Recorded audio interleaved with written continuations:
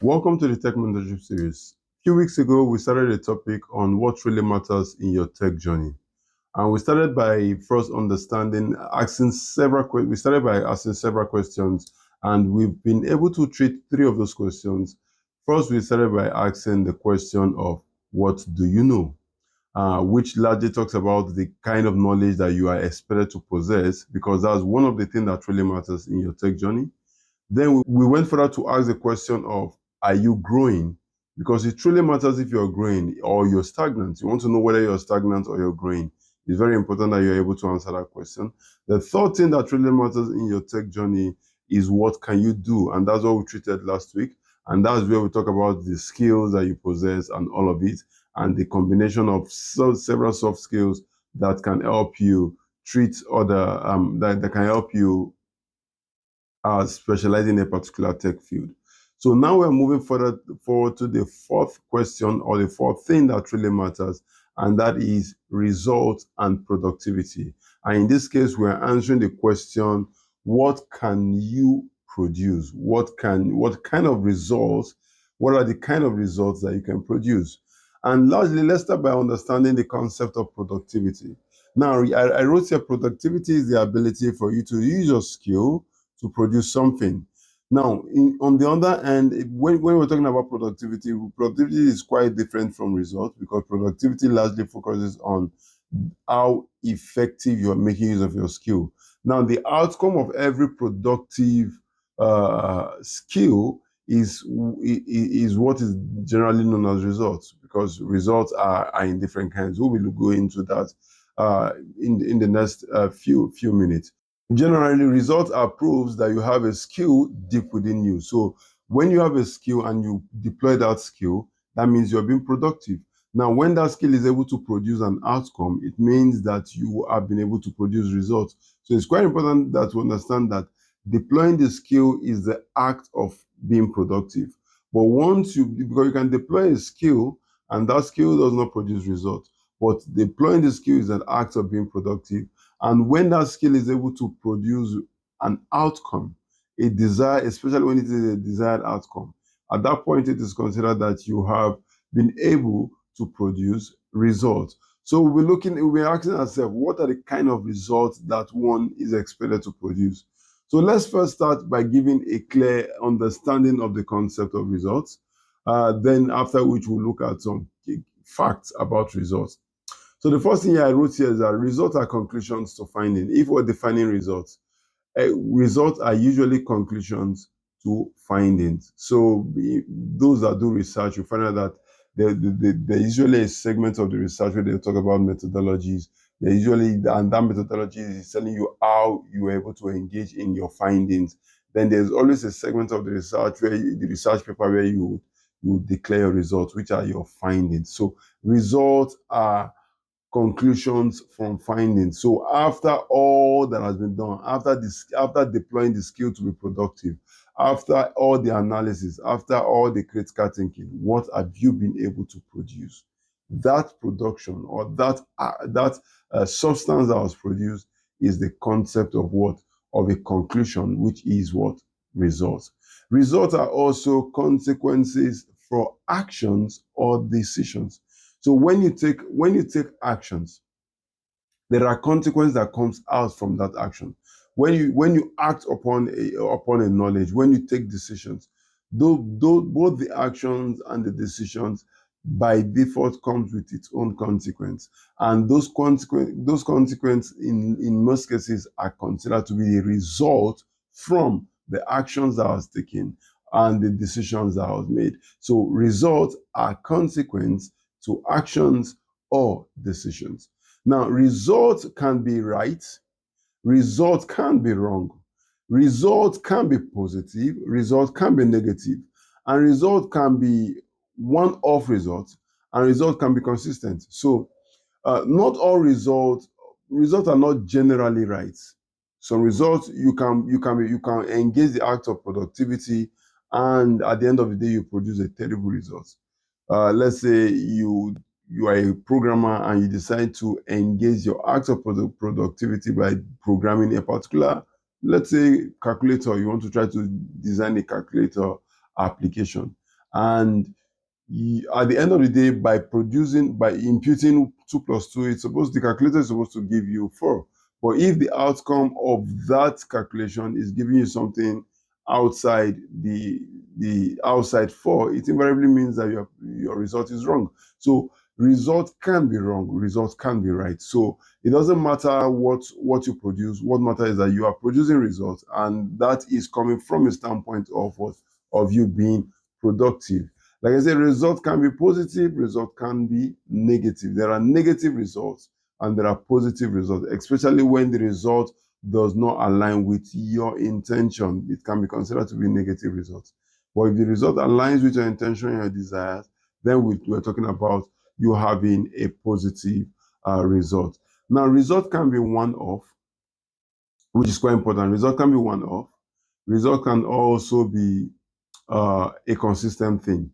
And this is where we will be looking at two major types of results, because there is what is known as known results and there is what's known as unknown results. And if I'm to give if I'm to give a clarification in that wise, known results are usually results that has been produced before. Let's say somebody has been able to use a particular body of knowledge or body of truth to produce a result. Now, if that person has produced a result with a particular body of knowledge or body of truth, that can be considered to be known result. And the reason why it is known is because it really does not align with any form of sentiment. Once you've been able to acquire the pattern of once you've been able to acquire the pattern of using the necessary step-by-step approach and apply it, you're going to arrive at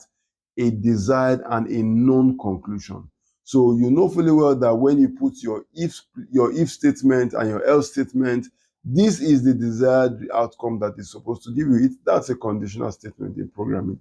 So you know fully well that when you combine multiple characters, multiple letters, and you have a username and you're using a particular software, that is the act of brute forcing. You are expected to produce an output, an outcome, and that outcome is what is your producing result. And the outcome in most cases is going to be a known outcome. So a known result is when you're using a standard, you're using a pattern. This pattern may have been identified or may have been designed and structured. So once you are applying those patterns, what will come out of those patterns is what is considered to be a known result. That means the result doesn't align. All you just need to do is to acquire the body of knowledge and the body of truth that is needed for you to be able to apply that format and that structure. And once you've applied it, it will produce the same output, the same outcome, and that is what is known as known result. Now, on the other hand, there is unknown result. Now, unknown result is quite different from known result. Unlike known result, whereby there is an established body of knowledge or truth that you can apply, for unknown result, that is not the case. For unknown result, what is expected of you for when you want to produce a result that is unknown is expected of you to first have a body of knowledge, but now that knowledge does not give you any form of guarantee that you're going to produce an outcome or an output that would be your desire. But you are expected to have knowledge that you can use to test the outcome, to predict or get an outcome from whatsoever imputed knowledge you are putting in. So you are expected to have knowledge. The second thing you're expected to have is that you're expected to believe in yourself, because you can have knowledge, and if you don't believe in yourself and believe in the fact that you have enough knowledge to try and produce a particular kind of result that has not been produced before, you would never take action. So it starts with you having knowledge, then you believing in yourself that you have the body of knowledge enough for you to be able to produce this kind of result or that kind of result. Then the third thing is that in some cases, there will always be the need for you to collaborate with external factors or allow the input of external entities. So you're trying to produce a result that you have never produced before, and you've been able to acquire a body of knowledge or a body of truth that you are convinced enough that can help you produce that your desired result. Nothing stops you from passing that your strategy through somebody or allowing someone to breathe onto to share their opinion on whatsoever thing you want to whatsoever outcome you want to produce using the knowledge that you have. And external influence usually have a strong uh, uh, external factors usually, or external entities usually have a strong influence on the kind of result that you produce. So there are times whereby an external entity can just be the difference between wrong or right result, or positive or negative result. So it's important that you are able to put that into perspective when producing unknown results. Because when you're producing unknown results, there is no format, there is no structure. You're just making use of the knowledge you've acquired, and you're believing in yourself with a sense of conviction, and to a large extent you are allowing the breadth of an external factor or an external entity to direct you, to guide you, to give you some form of leverage that can help you produce that kind of result. So these are the three components that is needed for you to produce unknown result, especially a result that is not known. The strategy is usually different.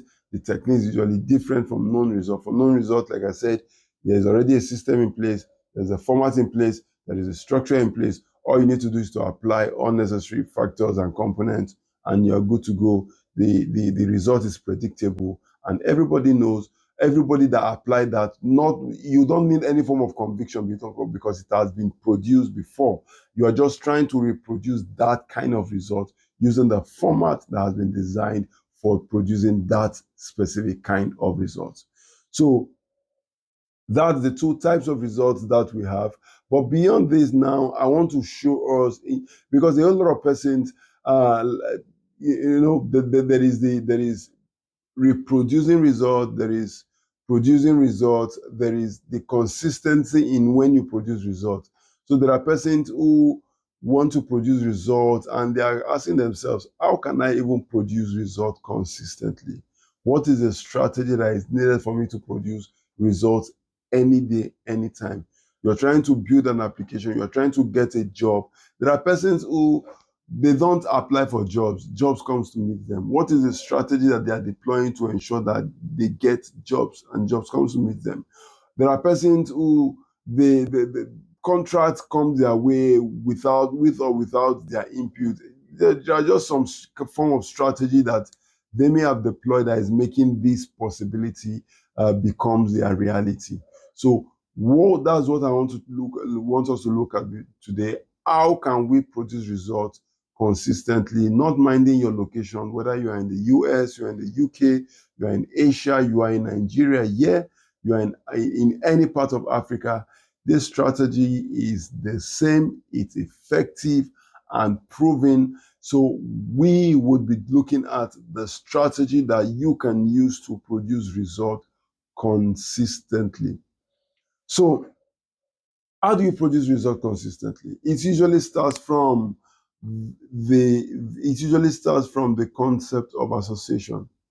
The first thing that is important when producing results is for you to be in the right association. The right association can be you having to sit in a training with the right persons. The right association can be you being in a classroom with your fellow students. The right association can be you being in an organization that is growth-minded. The right association really doesn't matter. What matters is that you are within a group of persons that share the same like minds and can have the same drive, the same vision, and wants to ensure that they all grow together. So being in the right association is the most relevant factor needed for you to produce results consistently. And many persons will say, no, I don't agree with that concept. Well, it's really up to you to agree or disagree. But I have proven this is a strategy I use. This is a strategy I use in getting my clients. This is a strategy I use in making things work for me. This is a strategy that I have tested. I have proven it. When you find yourself in the right association, it sets the pace for the remaining. If you are in the wrong association, let's say you want to go to New York, and you're in a bus terminal. Let's say you want to go to New York from Nigeria and you're in a bus terminal. You're in the wrong place, the wrong association. Going to a bus terminal, it can only take you from state to state or city to city. It can only take you from city to city. But your goal is to move from a country to another country. So you have to find yourself in the right association. You have to find yourself to the airport. Find yourself in the airport, because it is in the airport that you meet with the plane, which is a form of association that takes you out from your country to the country you intend to go to. So the association matters, because if you go to the bus terminal, you will only be getting information and content that helps you move from one city to another. And that content cannot edify your progression. It cannot help you get to that destination you intend to get to. And the reason is because you are in the wrong place. You are in the wrong association. The wrong association can be being in a wrong job role. The wrong association can mean being in a wrong company, or being in a wrong work environment, being in a wrong classroom setting, being in a wrong association of friends. So you have to ensure that you are able to find yourself in the right association, because that is where you can set the pace and the foundational platform for subsequent strategy that is needed. So if you're in the wrong association, the outcome by default will be wrong. So if you're in the wrong association, by default, your outcome will be wrong. So you have to ensure that you find yourself in the right association. You can't say that you want to learn software development and you are in the association of cybersecurity professionals. You can't say you want to learn cybersecurity and you're in the association of software developers. You are in a wrong association. If you are in the software development association and your goal is to learn cybersecurity, the content you'll be receiving from that association will be largely how to apply your conditional statement, your if clause, and all those other programming languages that are quite not necessary when it has to do with cybersecurity. So it's important that you are able to be in the right association. But beyond that, after you find yourself in the right association, the next most important thing is for you to pay attention for the kind of information that you get within the association. Now you find yourself within an association that you've considered to be the right association. The next thing you want to do is to what? Get informed. Be informed. Because it is in that association that you can be informed. It is in that association that you can get the right and accurate information. You can't get security breaches information in a software professional association. You can't get security breach information in a product design professional association. You are a product designer and you want to be able to get content about the best tool that you can use for product design. Don't find yourself in an association of cybersecurity professionals or an association of data analysts, because there are two different things, different objectives, different goals, different career path. The content that you get from that kind of information is also going to be different from what your desire is. So you are expected to get informed, when you find yourself in the right association, the next thing is what? Get informed, because that's where you get the right kind of information. Once you've been able to get the right kind of information, you want to move to the next. And the next is what? Is getting convinced. Now, when you get informed, ensure that the information that you are getting is convincing enough, because the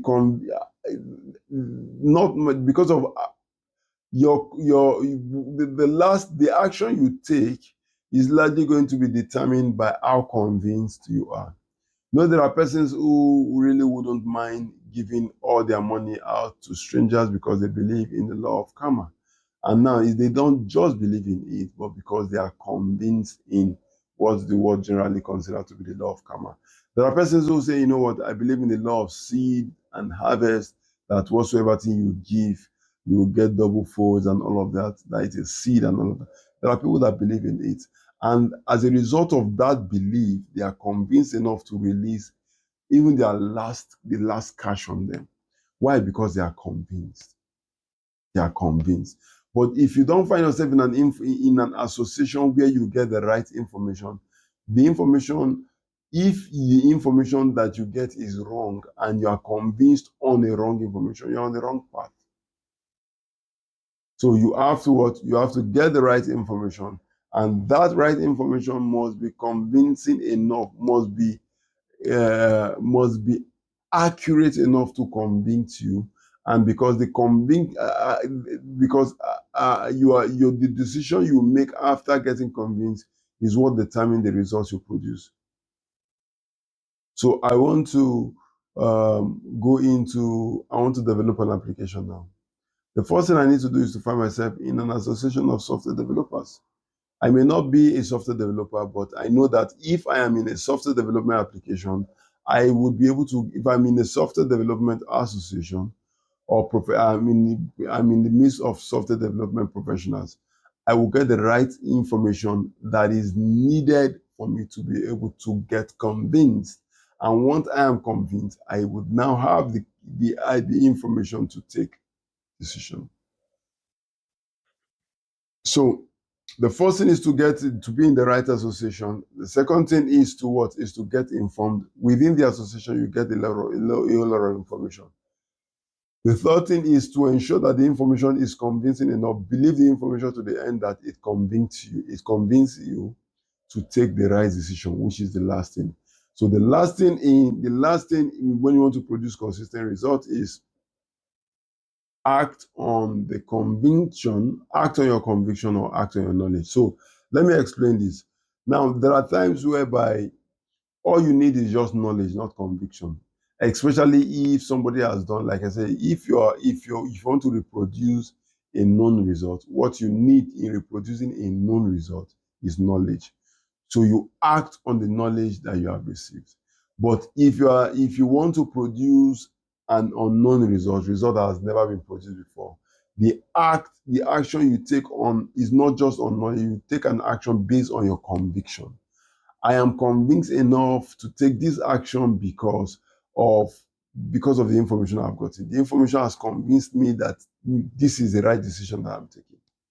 So any action you're taking, you're either taking an action based on your conviction or you're taking an action based on knowledge.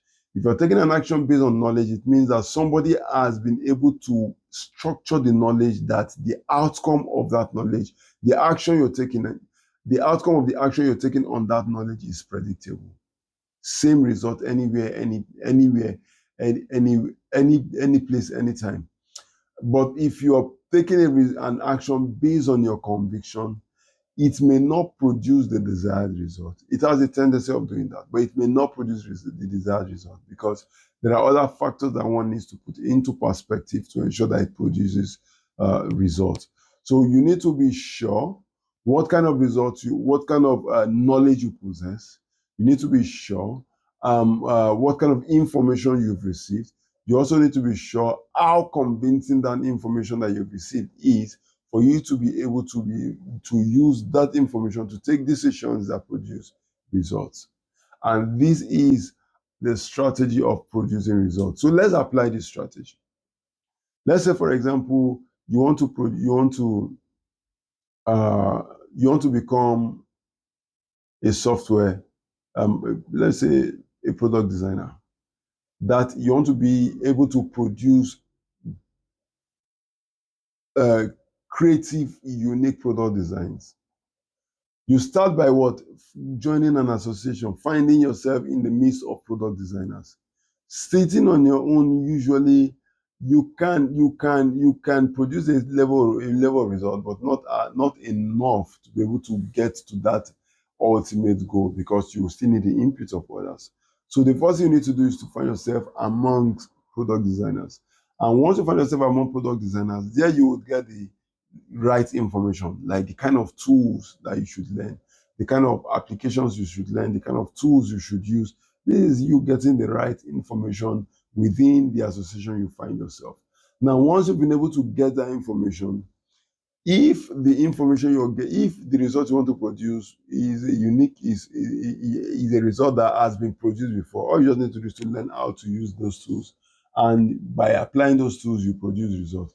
But if it's something that has never been done before, then you will now ensure that you have to get to a stage whereby the information you've received, you are convinced enough that this tool that you're learning, this application you're learning, can produce the desired result that you want, which in this case is an unknown result, or a result that has never been reproduced or has never been produced. So producing results is important. Producing results is driven by conviction and also driven by knowledge. Now, depending on what area, what results you want to produce, whether it is a known result you want to produce, which is driven largely by knowledge, or unknown result that you want to produce, which is driven by conviction. This is a strategy used in producing results consistently. And this is where we're going to call it off for this week on the Tech Mentorship series. And next week we'll be picking on another question on what truly matters in your tech career, in your tech journey. Like I said, a recap. When you want to produce results, you have to start by what? Finding yourself in the right association, because the right association will feed you with the right information, and the right information can be convincing enough for you to take the right decision. And taking the right decision from a standpoint of knowledge helps you produce results that is known, and taking a decision from the standpoint of conviction helps you produce results that is unknown. And this is it, and that is what we have for you today. My name is Hanniel H. Jafaru, and I am the Tech Mentor. See you next week for another question on what really matters in your tech journey.